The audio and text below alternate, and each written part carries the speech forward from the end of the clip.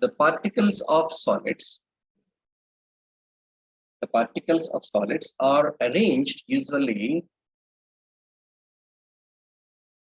in an ordered manner, orderly manner. Okay, means in a particular pattern they will be arranged. Okay, and they were held by strong binding forces. They were held by strong binding forces. These are all simple points. That's why they are rigid.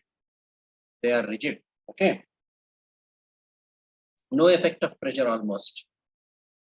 No effect of pressure. Because they are rigid, there is no effect of pressure and on the volume occupied, on their volume. That's it. Why to take lengthy notes? Okay. Solids have actually, or in general, they have high density. They possess high density and low compressibility. They are less compressible. These are all basic features of solids. We have studied this in even states of matter also. Now, what are the points we have to study? What are the main points we have to concentrate here? Classification of solids. Classification of solids. Solids are basically classified into two categories. Solids are basically classified into two categories, namely amorphous and crystalline. Amorphous solids and crystalline solids. So what is amorphous solid and what is crystalline solid? That's it. That's the point one has to notice. That point of difference one has to observe. See, amorphous solids are the one where they do not possess any regular structure. No regular structure. Amorphous solids are the one, there is no regular structure. Whereas crystalline solids have definite geometry. Definite geometry means orderly arrangement. Some particular pattern will be there at particular angles like that. No definite geometry, and here definite geometry. Amorphous has no definite geometry. Crystalline has definite geometry. Next, amorphous solids have a range of melting points.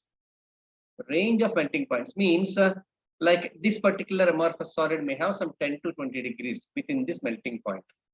But crystalline solids have sharp melting point. Sharp melting point means exactly at a particular value, they have sharp melting point. Okay. Next, like this, simple points only. So have you ever seen this window glass is broken? Students, you just participate. You can finish it in 20 minutes also. Yes, sir. Is it of any definite shape or randomly it was broken? It will be broken. Means suppose if a material hits the glass surface, window glass, it will break into neatly packed pieces or randomly it will break? Randomly. Yeah, because they have irregular surfaces. So they cut into irregular surfaces. Because there is no definite geometry. Irregular surfaces. When we try to cut the amorphous solids, for example, glass, window glass. Whereas you might have seen car rear windshield or front windshield sometimes when broken on the roads. Have you noticed that? Sometimes due to small accidents, the back glass, rear glass of the cars or buses will break and they will be split, dispersed into small pieces. Have you ever noticed? All pieces are of same shape. All pieces will be of same shape, same geometry, everything. Such glass is called as crystalline. Whereas the normal one, see, suppose in the laboratory you had seen burettes and utensils. If they break into random shapes. There is no particular shape to break also. So they are amorphous. Laboratory equipment is amorphous. Whereas our car windshield, car glasses are made of crystalline solids. So crystalline solids means they split into what's that called as similar. They split into when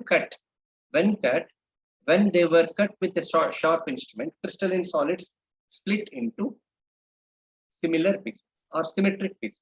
That's a better word. Symmetric pieces. because they have definite geometry. They have definite geometry. And next one is enthalpy of fusion. Enthalpy of fusion. There is no particular temperature, no particular value of enthalpy of fusion. Amorphous solids do not contain any particular enthalpy of fusion.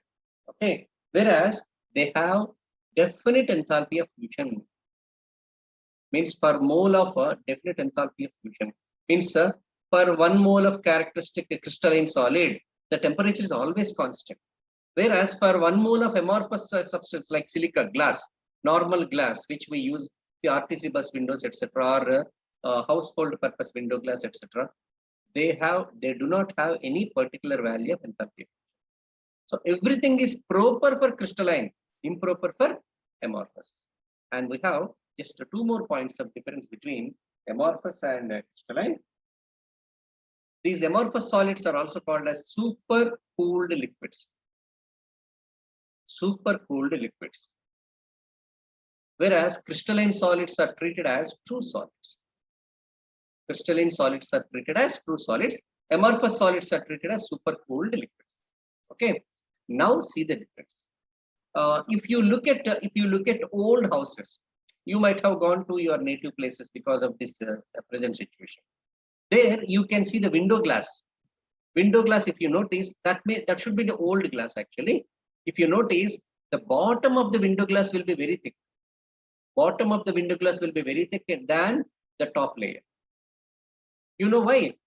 That is a super cooled liquid. Normal window glass material is a super, or photo frames also you can notice. If you observe old photo frames in old houses, the bottom of the glass will be very thick, means that will be accumulated at the bottom. That liquid material, which is converted into solid phase, moves down due to gravity and will be accumulated more at the bottom. Okay, so this is what these are: pseudo solids, false solids. These are also called as pseudo solids, or also called as super cooled liquids. So super cooled liquids, amorphous solids, bottom will be of more density than top because of that. Next, there is a property called as anisotropy. There is a property called as anisotropy. Anisotropy means possessing. Anisotropy means possessing physical properties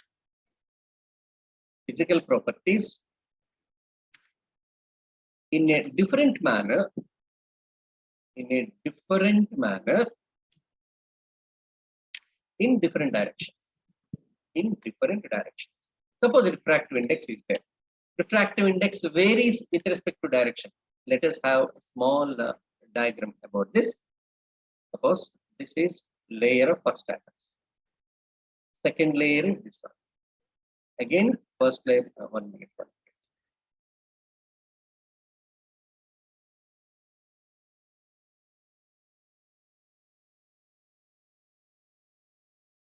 This is second layer.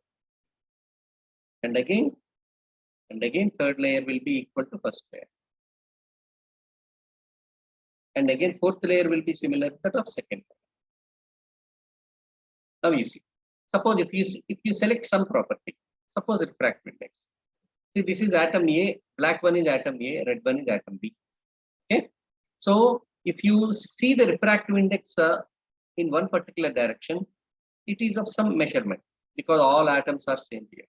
Whereas in another particular direction, if you see, suppose in this direction, if you see, the same refractive index property is varying because atom A followed by B and again atom. So as the sequence of atoms is varying, only some physical properties vary with respect to the direction. That phenomena is called as anisotropy. What is that phenomena called as? Anisotropy. Like electrical resistance, and this one, what we discussed, refractive index, etc. They vary with respect to the direction. Such a phenomena of variation of these physical properties with respect to direction is called as anisotropy. This anisotropy is shown by crystalline solids. Crystalline solids are anisotropic. Crystalline solids are anisotropic. whereas amorphous solids are isotropic. Amorphous solids are once again, let us have a glance, because now itself, if you finish this introduction part, you can answer questions directly. Solid state is one of the three physical states that we study. The particles of solids are arranged in an orderly manner, usually held by strong binding forces, rigid, no effect of pressure on volume, high density, and less compressible. You know all these points already. Classification: solids are mainly classified into amorphous solids as well as crystalline solids. Amorphous as well as crystalline. Amorphous solids have no definite geometry. No definite geometry. That's what we have to remember by some pattern. Whereas crystalline solids have definite geometry. They have a range of melting points, means from 10 degrees to 20 degrees it may melt. We cannot get the exact value, but crystalline solids have sharp melting point. They cut into irregular surfaces, whereas they cut into similar pieces. Example, car windshield.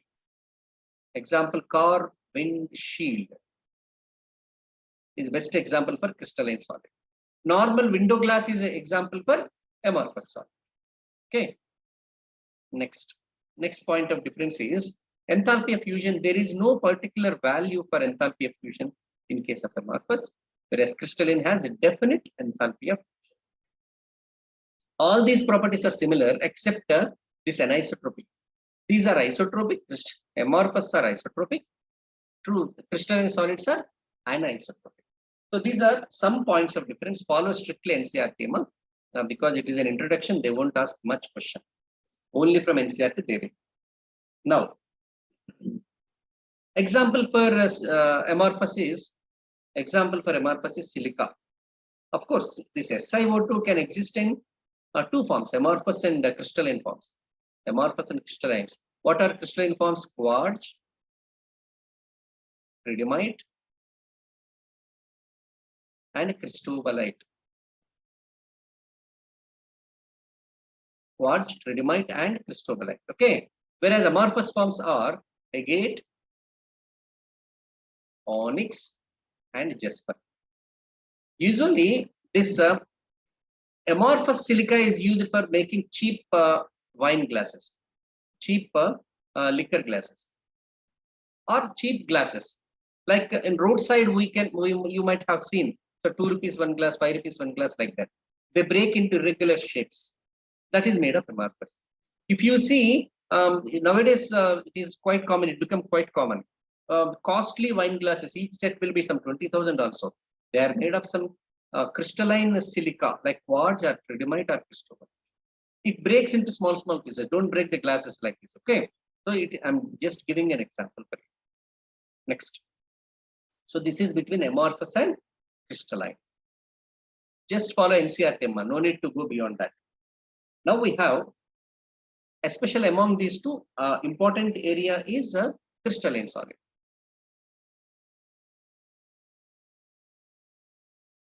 Our important area is crystalline solid.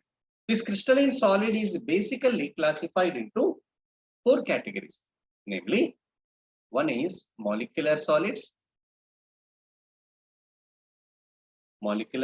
and other one is ionic solids. Molecular solids, ionic solids, metallic solids, and one more is covalent solids. Covalent solids. See, about these 4 types of crystalline solids, we have to discuss some important points, like what are the particles present in this. First point. It is made of what particles? What is the attractive forces? What are the attractive forces between them? And next, what's the physical nature? What's the physical state? And we have few more: physical state and conductivity. Yes. Thermal and electrical conductivity, especially melting point. Melting point, how it varies, and examples. Some examples about that. So these are the points where it is very easy. You need not worry. So after listening the class, you will come to know that it's very easy. Okay. So what are the particles in molecular solids? You can answer directly. The word itself tells us. Yes, sir. Sorry. Kushinevel, what are the particles in molecular solids? Molecules. Molecules. That's it. Molecules. What are the particles in ionic solids? Ions. Ions. Metallic solids, metal atoms. And covalent solids, covalent molecules. Covalent molecules are atoms. Covalent molecules are atoms. Okay. Covalent molecules are covalent atoms. Okay, Nama? Now, it depends. Like if they were held only by covalent molecules, if covalent bonds, if they were held only by covalent bonds, they are examples for like covalent solids means I can give an example. I can give an example. Covalent forces. Okay, covalent molecules. That is where example point was that written. Where is that point? Attractive forces, physical state. Example. For covalent solids, diamond. C60. See, have you noticed? There all atoms were held by covalent bonds. Diamond, C60, Bn, borane nitrile, and B4N, tetraborane nitrile, quartz. Whatever I had given examples, quartz, tridymite, cristobalite, silicon carbide, next hardest to diamond, aluminum nitride, etc. NCRT, from NCRT, you can get these examples. Metallic solid examples are what? All metals, you take any metal, solid metal. What are solid metals? We have not sodium. Sodium is very soft. Okay, it is not hard solid. Iron, cobalt, zinc, nickel, tin, lead, like this. Okay, just which are all very hard. They all comes under these metallic solids. And ionic solids means like rock salt. Rock salt. Their cation and anion will be held by ionic forces like magnesium oxide. All solids, you take all solids, calcium chloride, okay, like this. Whatever the ionic substance you remember, you take all examples under this category. Molecular solids means like it varies actually. Examples we have to discuss with respect to the classification. Like molecular forces are 3 types. Okay. With respect to that, we will do the examples. Now itself we will start. Right? Now itself we will start. Let me. Constituent particles are molecules. Now these molecules may be held by. These molecules are further classified into. These molecular solids are further classified into polar molecular solids, non-polar molecular solids, and hydrogen bonded solids. I can give some examples randomly. I'm writing here like iodine, carbon dioxide, argon solid, okay, hydrochloric acid, water in solid. Okay. Now tell me, among these acids, which comes under polar? You can easily identify, no? Which comes under? HCl, sir. Very good, very good. HCl, that's it. HCl. So, example for non-polar, polar. It is HCl. Done. Next example for non-polar. H2. H2O, no? It is polar, no? It is also polar. Non-polar means atom should be same. That is non-polar second category iodine. And non-polar means carbon dioxide also linear, no dipole moment is 0. Argon solid is also no polarity. These are all examples for non-polar from this. Hydrogen bonded means best example is what? Water. H2O solid. Like this, just some examples we have to remember. H2 is polar, yes. H2 is polar. It is not. It doesn't come under non-polar. It's an example for hydrogen bonded molecular solid. So these are the questions they ask. Which of the following is hydrogen bonded molecular solid? Which of the following is polar molecular solid? Just this list only we have to remember. Okay. If you feel that ease and start studying, everything will be easy.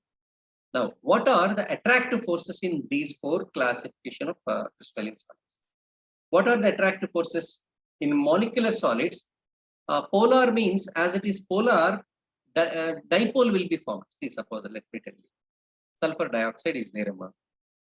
I need your participation because here itself, if you finish, you need not worry about this chapter. Sulfur and oxygen are differing in electronegativity. Oxygen is more electronegative, sulfur is less electronegative. So it had given a dipole, no? What's meant by dipole? Which has positive pole and negative pole. Am I audible, students? Yes, sir. So it has a dipole. So between one dipole and another dipole, what type of interactions exist? Tell me. Between one dipole and another dipole, what type of interactions exist in chemical bonding you have studied? Dipole interactions will exist. That's it. Instead of by hearting blindly, if you analyze them, you can remember easily. So polar molecules were held by dipole interactions. Next, non-polar molecules means suppose one iodine molecule and another iodine molecule is there. Is there any polarity in these between these two species, dear students? Is that a polar molecule? Tell me. No, sir. No. Then between such non-polar molecules, you know there is one attractive forces called as London forces. You have studied but forgot, I know.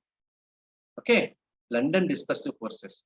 Like most of the time, the electrons move uniformly around iodines, but just for a fraction of a second, because of either molecular collisions or some heat or electric discharge, there is some variation in the movement of electrons, which leads to negative pole and positive pole. So temporarily, a dipole will be created. That is called as induced dipole. This induced dipole in one iodine will create such a dipole moment in another I2 molecule. That is also induced dipole. So whatever the interactive forces between I2 and I2 thus finally playing a role, they are called as induced dipole and induced dipole interactive forces, also called as London dispersive forces. Also called as London dispersive forces. So between non-polar molecules, what type of interactive forces are operating among? Between non-polar and non-polar molecule, what type of interactive forces are operating? London dispersive forces. Next, hydrogen bonding means hydrogen bonds. These are the interactive forces. So with respect to this, so dipole-dipole interactive interactions are operating in molecules like HCl, SO2, etc. SO2 solid, HCl solid, etc.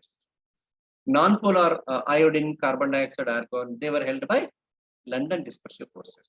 Hydrogen bonding is responsible for attractions between these two molecules. That's it. It's very simple.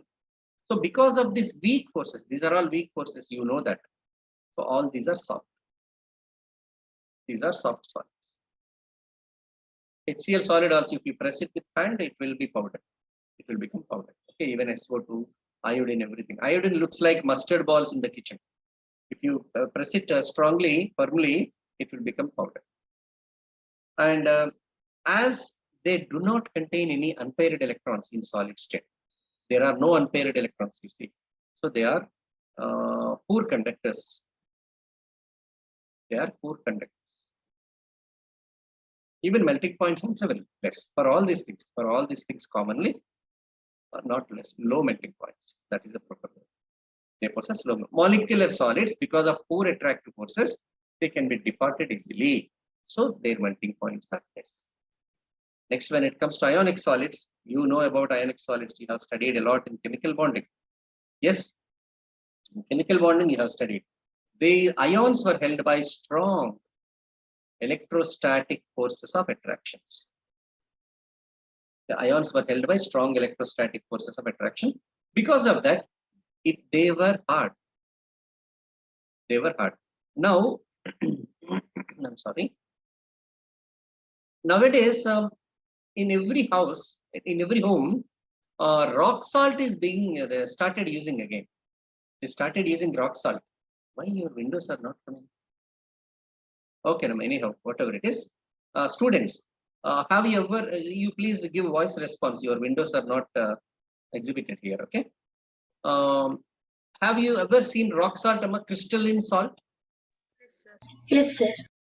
If you try to press it with between two fingers, it will be turned into powder immediately. Have you noticed? Yes. Yes, sir. Means hard but brittle. They are hard but brittle. They readily convert it, they readily break. So this is the nature of ionic salts.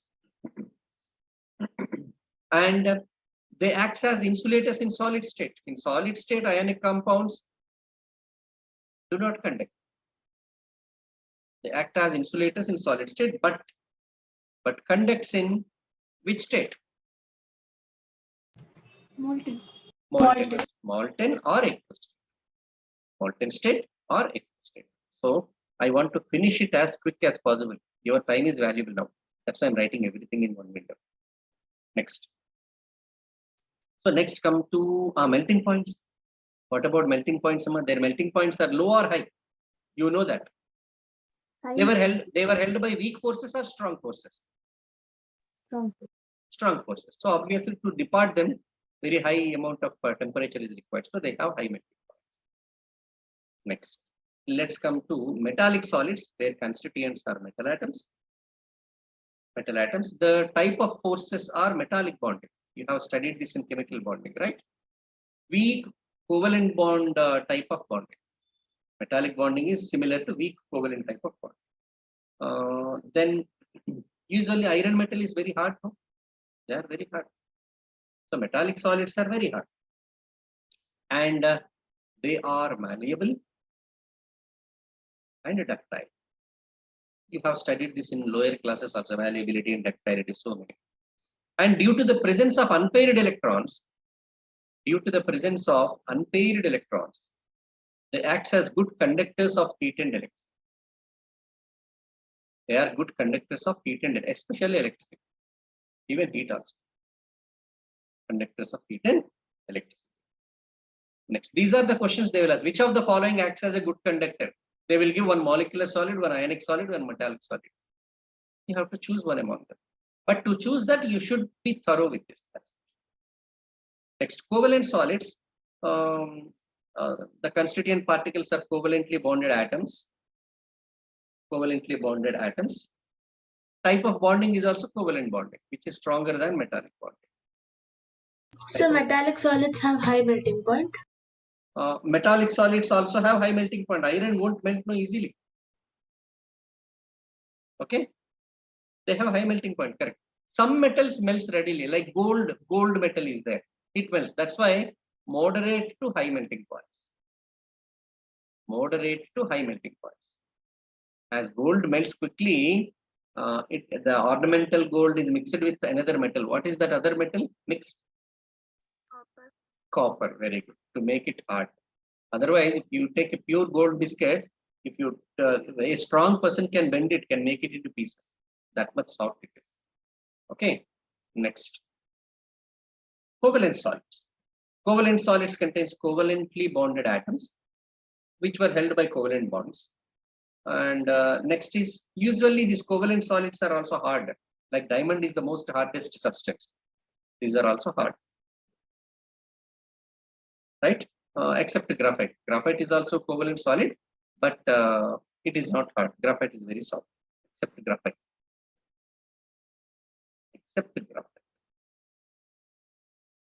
And what else? Conductance.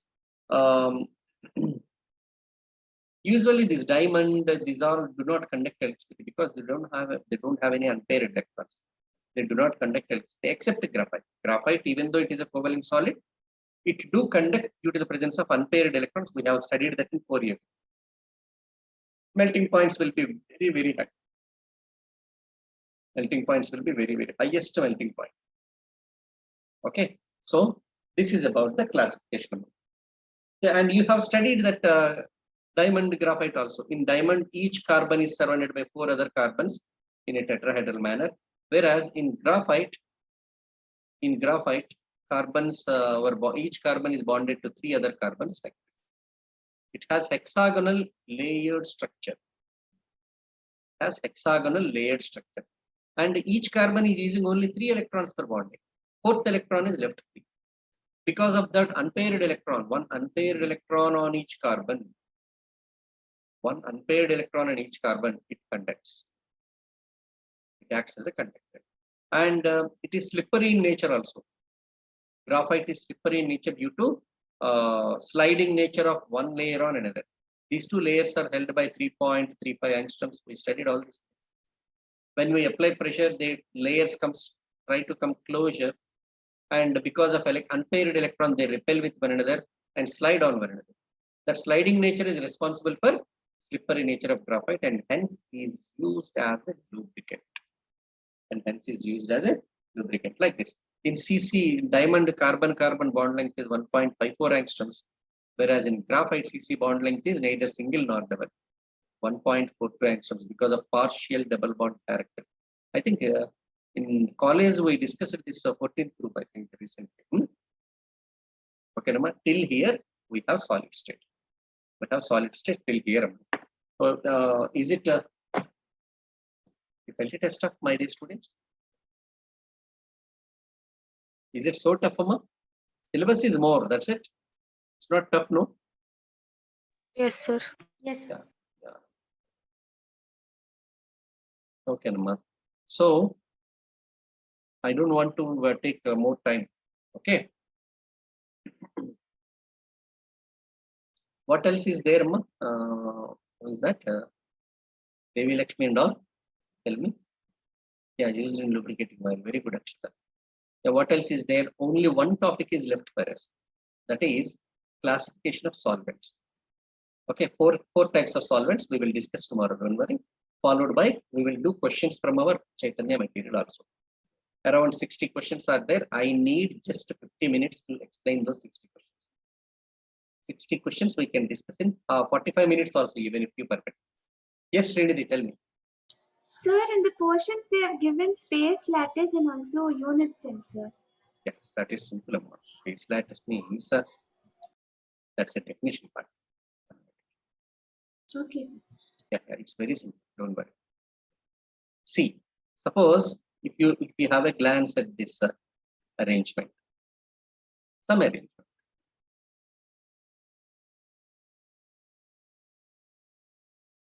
So now you continue placing the spheres one behind another, one below another, like this. So this arrangement of spheres is expanded in how many directions? Can you notice? Yes, it is two-dimensional or three-dimensional? That's my question. 3D. 3D. Two-dimensional or three-dimensional? Three-dimensional. That's it. That's such a regular three-dimensional arrangement. Regular three-dimensional arrangement of atoms, ions, or molecules. A regular 3D arrangement of atoms, ions, or molecules in space is called as space lattice or crystal lattice. So what's the definition of space lattice? Both are same. Space lattice or crystal lattice, tell me. A regular three-dimensional arrangement of atoms, ions, or molecules. It may be anything in space. In space, it is called a space lattice. A regular three-dimensional arrangement of points is particularly called a space lattice. Atoms, ions, or molecules is called a crystal lattice. They won't ask that much simple points. Don't worry. If it is regular 3D arrangement of points, it is called a space lattice. If it is regular 3D arrangement of atoms, ions, or molecules, particularly, it is called a crystal lattice.